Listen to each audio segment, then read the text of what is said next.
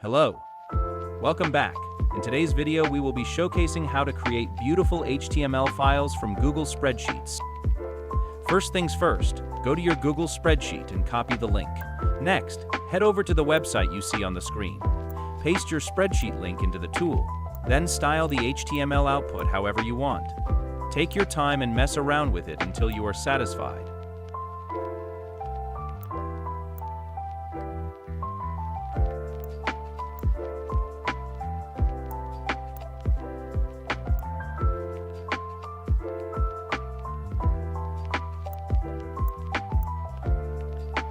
Once you're ready, click Convert to HTML and make sure everything looks right. That's it.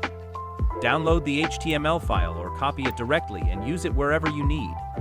If you guys would like, I can show you how to host this HTML file and turn it into a web page for completely free. Just let me know if that's something you would want to see in the comments.